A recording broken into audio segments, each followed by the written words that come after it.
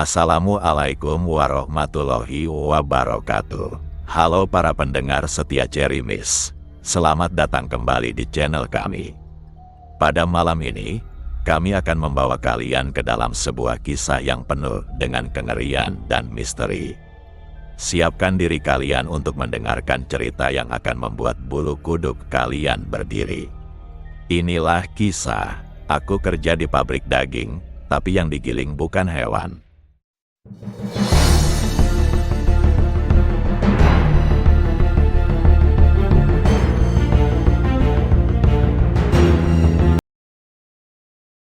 Namaku Bayu, usia 28 tahun. Setelah berbulan-bulan dihantui rasa putus asa karena menganggur, aku akhirnya mendapat pekerjaan sebagai staf administrasi malam di sebuah pabrik penggilingan daging. Perusahaan lokal ini namanya mungkin asing di telinga orang kota, tapi di desa pinggiran tempatnya berdiri, pabrik ini seperti jantung yang berdenyut pelan namun menyeramkan. Lokasinya tersembunyi di ujung jalanan rusak yang hanya bisa dilewati satu kendaraan. Di kanan kirinya, hutan lebat tumbuh liar, seolah menyembunyikan sesuatu yang tak ingin dilihat dunia luar. Pohon-pohon tua merunduk seperti menyimpan rahasia, dan jika malam tiba, suara jangkrik dan lolongan anjing liar membuat suasananya terasa seperti lorong waktu ke tempat terkutuk. Lampu jalan yang redup menambah rasa takut ketika aku berangkat ke sana. Tak ada rumah penduduk di sepanjang jalan itu, hanya aku, dan pabrik itu berdiri bisu dengan aroma amis yang menusuk sebelum aku bahkan melewati gerbang depannya. Hari pertama aku menginjakan kaki di halaman pabrik itu. Angin sore yang menerpa terasa dingin menusuk tulang, seperti menyambutku dengan bisikan tak kasat mata. Bangunan pabriknya tua, berdinding beton abu-abu pudar yang mulai ditumbuhi lumut dan retakan panjang, seperti bekas luka lama yang tak pernah sembuh. Atapnya seng berkarat, dan jendela-jendela kaca buram memantulkan cahaya senja dengan suram, seolah memata-matai siapa saja yang datang. Begitu melewati gerbang besi berderit, aroma amis langsung menyerang, bukan sekadar bau daging mentah biasa. Tapi ada sesuatu yang lebih dalam, lebih busuk, seperti daging busuk yang disimpan terlalu lama dan bercampur dengan darah basi. Bahkan tanah di pelataran parkirnya tampak lebih gelap, lembab, seolah pernah menyerap cairan yang tak pernah benar-benar hilang. Rekan-rekan kerjaku menyambutku dengan senyum kaku dan mata sayu. Ada yang menyapa, tapi tanpa semangat. Seperti robot yang terbiasa dengan rutinitas. Atau mungkin, seperti tahanan yang menerima takdirnya. Tak satu pun dari mereka mau bercerita panjang. Mereka hanya memberitahuku bahwa shift malam biasanya tenang. Hanya aku dan beberapa operator mesin yang akan berjaga. Aku diminta untuk tidak berkeliling sembarangan, terutama ke lorong belakang. Lorong itu bukan bagian dari job desk-mu, kata salah satu petugas dengan suara pelan. Matanya menatap kosong, tapi penuh ketakutan. Ruangan kerjaku berada di lantai 2, sebuah ruang kecil dengan meja kayu lapuk, tumpukan berkas, dan monitor CCTV yang terus menyala. Lampunya redup. Ventilasinya buruk, dan dari jendela kecil di sudut ruangan, aku bisa melihat sebagian atap pabrik yang ditumbuhi jamur dan bercak merah tak jelas asalnya. Aku dijadwalkan untuk shift malam karena semua slot pagi sudah penuh. Kupikir itu tak masalah, aku bukan tipe yang takut gelap atau sunyi. Lagi pula, tugasnya terdengar sangat biasa, mencatat keluar masuk bahan baku, memeriksa logistik, dan memantau kamera pengawas. Semuanya terpusat di ruangan kecil berpendingin buruk di lantai 2, dengan aroma daging dan zat kimia yang tak pernah benar-benar hilang dari udara. Tapi sejak malam ketiga, ada sesuatu yang berubah. Bukan dari sistem, bukan dari mesin, melainkan dari suasana. Ada keheningan yang terlalu hening. Udara terasa lebih dingin dari biasanya, bahkan membuat bulu kudukku berdiri meski AC tidak menyala. Aku mulai merasa seperti sedang diawasi, tidak dari kamera, tapi dari sudut-sudut gelap bangunan tua itu. Setiap langkah kakiku di lantai berdebu terasa bergema lebih nyaring, seperti ada yang mengikuti. Setiap kali aku menoleh ke pintu ruangan, aku berharap itu hanya perasaanku saja, karena kadang aku benar-benar melihat bayangan seseorang berdiri di sana. Diam, tak bergerak, tapi saat aku mengedipkan mata, bayangan itu lenyap. Ada 6 kamera pengawas yang tersebar di seluruh area pabrik, mulai dari gudang dingin yang selalu diselimuti kabut tipis, ruang pemotongan berdinding baja dengan lantai yang nyaris selalu basah, hingga satu lorong sempit di bagian belakang pabrik yang entah kenapa selalu terlihat gelap, padahal lampunya menyala terang saat kulihat langsung. Namun, di layar monitor, lorong itu selalu tampak suram, seperti cahaya di sana ditelan sesuatu yang tak kasat mata. Malam itu, sekitar pukul 2 dini hari, saat udara makin dingin dan hanya suara dengung mesin lama yang menemani, aku melihat sesuatu yang membuat jantungku mencelos. Di monitor kamera 5, lorong belakang itu, tampak sosok seorang pria. Ia berdiri membungkuk, mengenakan pakaian lusuh, kemeja kotak-kotak kotor yang robek di beberapa bagian. Rambutnya gimbal panjang, kusut menutupi sebagian wajahnya. Ia berjalan pincang, lalu berjongkok sambil mengais lantai seolah sedang mencari remah-remah makanan atau sesuatu yang hilang. Tapi yang membuat bulu kuduku berdiri bukan cuma penampilannya, melainkan kenyataan bahwa tidak ada satupun pintu yang terbuka malam itu. Sistem digital mencatat semua akses tetap tertutup sejak pukul 9 malam. Gerbang terkunci, tak ada catatan siapapun masuk, apalagi orang luar. Lalu, siapa dia, dan bagaimana dia bisa masuk ke area lorong yang hanya bisa diakses dari dalam pabrik? Tanpa menunggu lama, aku segera turun dari ruang kontrol dan berjalan cepat menembus koridor gelap menuju pos satpam. Langkah kakiku menggema di antara tembok beton tua, sementara rasa tidak enak mulai menyelinap dari tengkuk hingga tulang belakang. Udara malam terasa lebih dingin dari biasanya, seperti menyimpan sesuatu yang membeku di dalamnya. Setibanya di pos kecil berlampu redup, kulihat Pak Sugeng sedang duduk menyandar di kursi kayu reyot, menggenggam cangkir kopi yang sudah tinggal ampas. Usianya mungkin 50-an, dengan mata sayu dan wajah yang tampak lelah secara permanen. Tapi malam itu, ada sesuatu yang berbeda di matanya, tatapan kosong yang seolah sudah terlalu sering melihat hal-hal yang tak bisa dijelaskan. Aku memberanikan diri membuka suara. Pak, saya lihat seseorang tadi malam di lorong belakang. Pria berbaju compang camping, jalannya pincang, tapi semua pintu terkunci, nggak ada yang masuk. Ia hanya melirikku sekilas, kemudian menarik napas perlahan. Tidak ada ekspresi terkejut, tidak ada tanya, hanya anggukan kecil dan bahu yang terangkat sekenanya. Oh, itu cuma gelandangan. Sering muncul, kadang-kadang masuk lewat celah pagar belakang. Biasa itu, nanti juga hilang sendiri. Namun, yang membuatku merinding bukan jawabannya, tapi cara ia mengatakannya, datar. Terlalu datar, seperti kaset usang yang diputar berulang-ulang. Kalimat itu terdengar seperti kalimat hafalan, bukan penjelasan.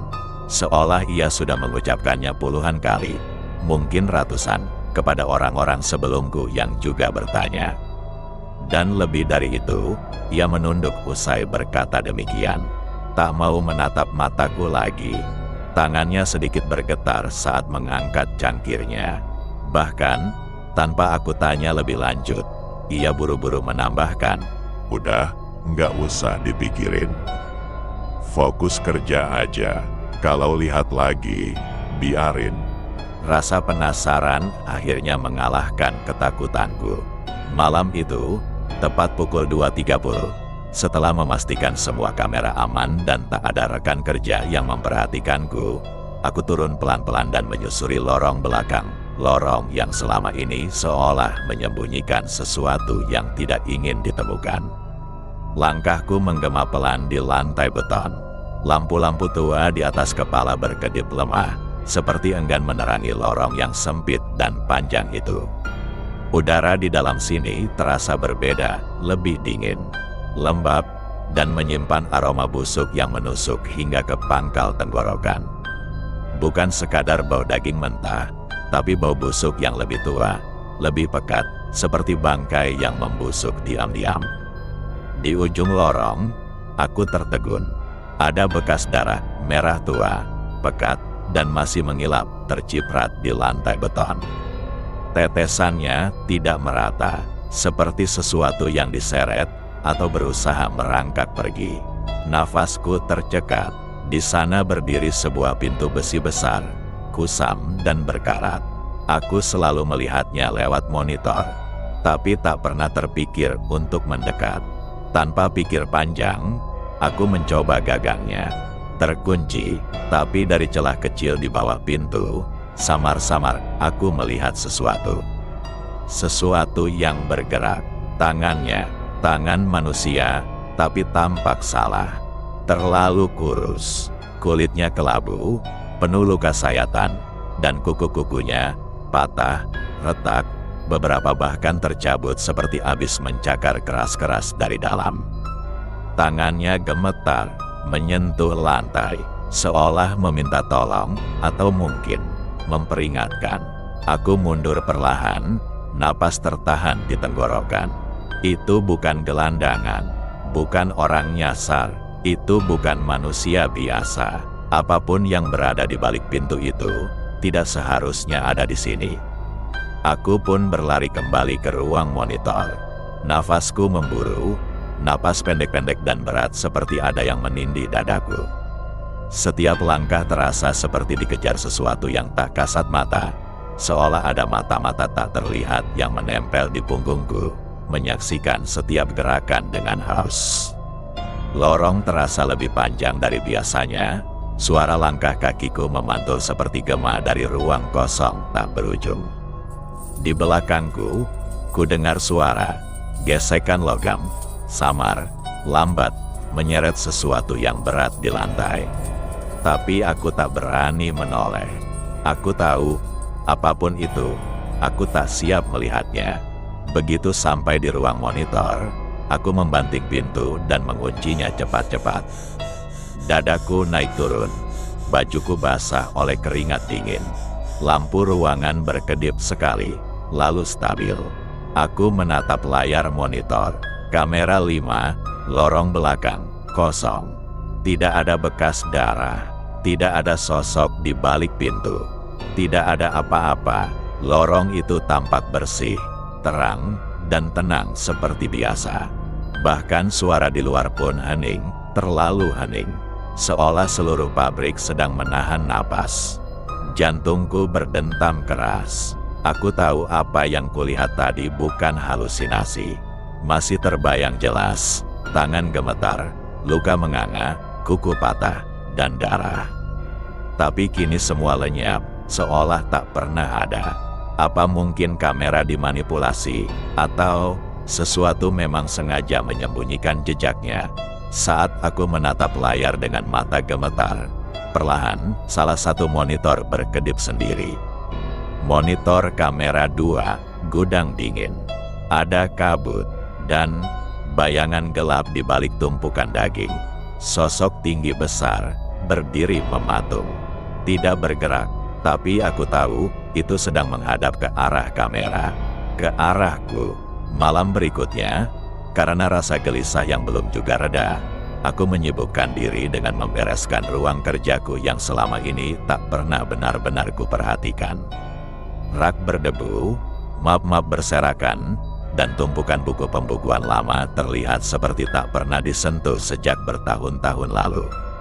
Iseng-iseng, aku mulai menyusun ulang lembaran-lembaran itu. Tapi justru disitulah segalanya berubah. Di antara halaman buku pembukuan tahun 2014, aku menemukan selembar kertas usang, kekuningan. Ujung-ujungnya mulai rapuh, seperti sudah terlalu lama bersembunyi dari mata manusia. Aku membukanya pelan, dan ternyata itu bukan nota biasa. Bentuknya seperti memo internal, tapi yang membuat tenggorokanku tercekat adalah isinya. Itu catatan pengiriman bahan daging. Bukan nama hewan, bukan jenis potongan, tapi kode-kode SPNOD 42, ODGJ 17, sub S32, dan lainnya. Tidak ada penjelasan, tidak ada rincian berat atau jenis daging, hanya kode dan jumlah dalam kilogram.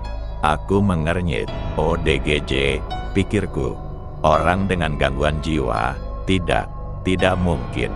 Itu hanya singkatan teknis. Mungkin semacam sandi logistik. Tapi kenapa begitu banyak? Dan kenapa diulang-ulang hampir setiap minggu?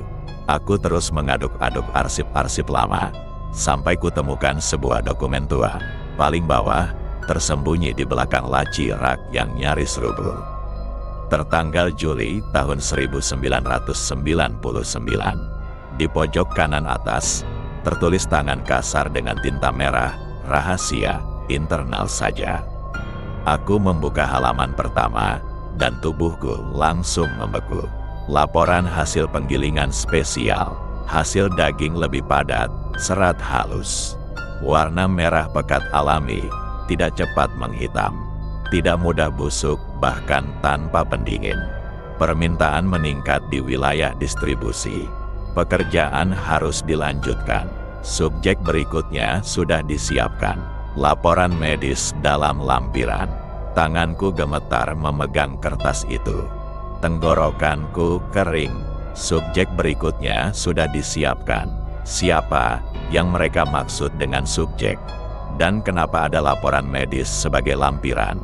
Ini bukan tentang sapi, bukan kambing. Ini bukan pabrik daging biasa. Kata ODGJ kembali terngiang di kepalaku.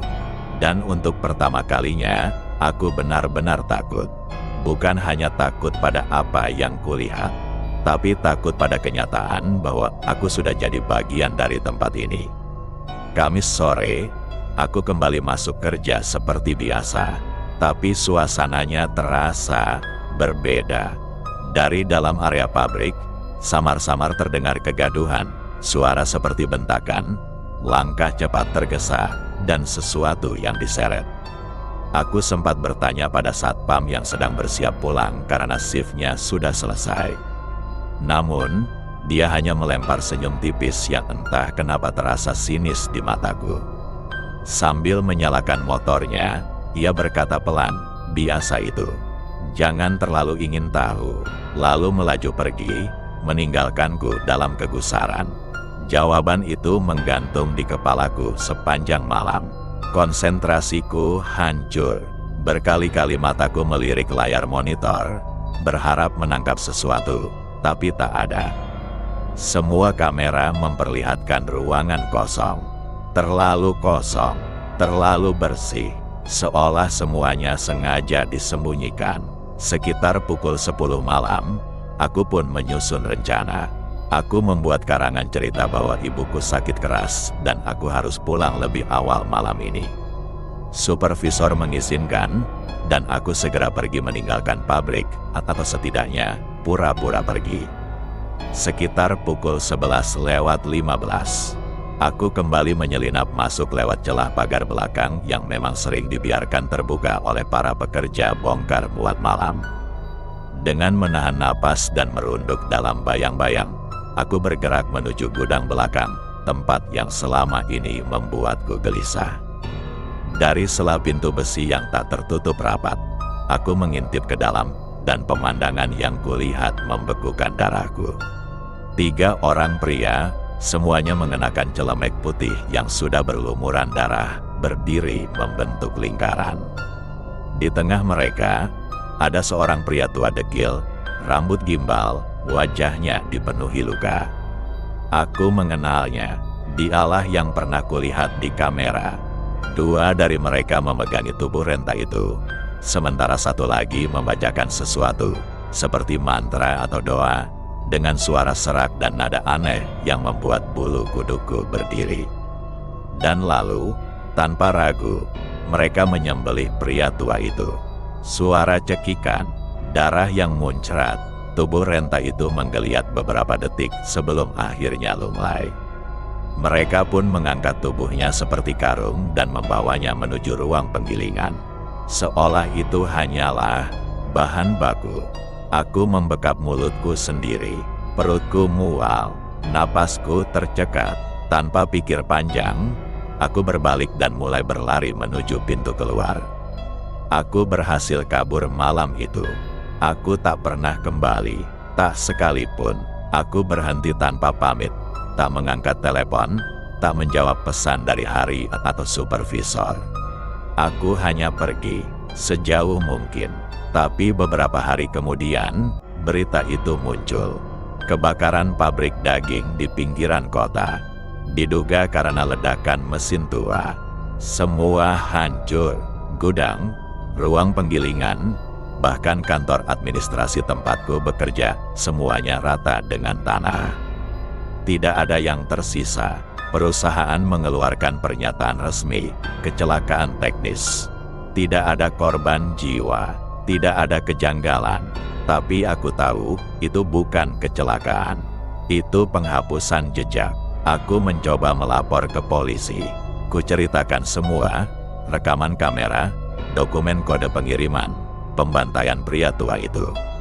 Tapi mereka hanya menatapku dingin. Tidak ada laporan orang hilang.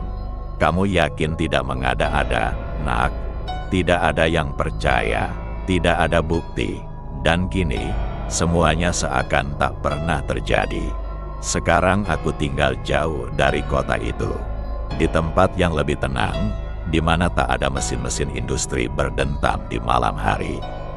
Tapi, saat malam benar-benar sunyi, aku masih bisa mendengarnya dalam bisikan angin, dalam dengungan kipas tua, suara mesin penggiling itu. Dan jeritan minta tolong yang terpotong di antara mesin-mesin penggiling daging yang besar. Wajah pria tua itu, dengan mata yang memohon belas kasihan, terus muncul dalam mimpiku. Tatapan terakhirnya, sebelum lehernya disayat, terkunci dalam ingatanku. Dan yang lebih mengerikan dari semuanya, aku masih sering bermimpi sedang makan daging. Daging yang empuk, merah, lembab, dengan rasa yang sangat familiar. Terima kasih telah mendengarkan cerita. Aku kerja di pabrik daging, tapi yang digiling bukan hewan. Bersama Cherry Miss, kami harap kisah ini memberikan pengalaman mendebarkan bagi kalian semua. Ingatlah, di setiap malam yang sepi, selalu ada resiko yang tak terduga menunggu.